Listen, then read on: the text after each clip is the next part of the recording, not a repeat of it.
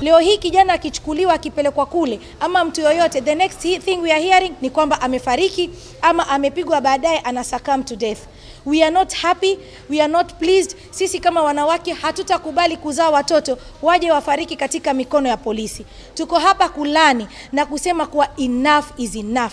We are losing so many of our children in different ways. So we want wale wote ambao wanastahiki, wale wote ambao wako na uwezo wa kuchukulia hatua, hawa mapolisi ambao wanaweza kufanya maovu kama haya, wachukue hatua ya haraka iwezekanavyo. Na uchunguzi katika idara ya upelelezi pia ifanye ya vile vifo vote ambavyo vimetokea, including install CCTV in the police cells, ili mambo kama haya yakitokea kuna ushahidi wa kupeleka kotini. We actually not safe out here. We don't know. When we call out the government, tutashikwa, tupelekwe kwa ma cells, tuambe tumejinyonga ama tumefanya nini. We are not actually safe, and I'm calling out all the Kenyans everywhere to call out this heinous act. Mbona mtoto wa mama mboga akishikwa anatoka kama mjigwa kwa sela amekufa, while our politicians wakishikwa wanatoka salama?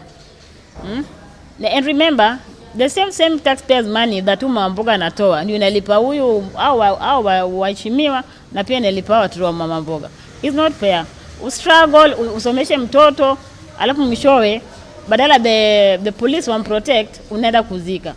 Na wewe kama askari ama wewe kama nani mwenye yani the people who are being involved kukuwa watoto wa watu, kwani nyinyi hamna utu? Tunaomba government ingilieni katika hii. Our able president, ni kilio, kina mama wanalia. Sisi tunalia watoto wetu kwa matumaini ya kuja kutusaidia. Leo tunalia watoto wetu ikifika dakika ambao wanafika hadhi ya sasa kuja kutuangalia sisi wanauliwa.